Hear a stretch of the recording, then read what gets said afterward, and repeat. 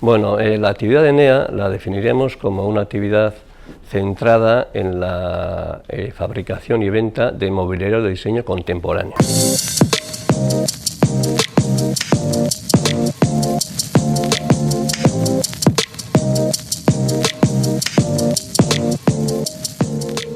Antes de la crisis, esta actividad estaba básicamente centrada en la producción y venta del concepto silla, asiento.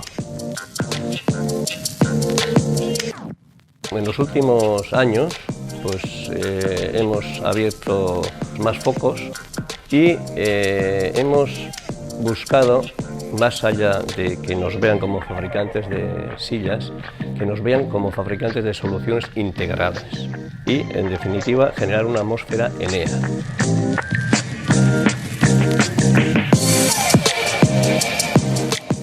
Esa atmósfera también nos ha requerido incorporar nuevas soluciones, nuevos materiales, maderas, tapicerías, para diversificar nuestras propuestas o nuestras ofertas de producto, en aras a esas soluciones integrales o esa atmósfera Enea.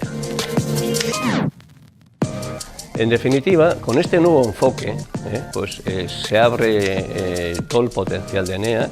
Esto nos genera un clima de muchísima ilusión. Enea en estos momentos es potencialidad, es futuro, es ilusión, y nosotros, resumiendo, decimos que estamos ante una gran oportunidad.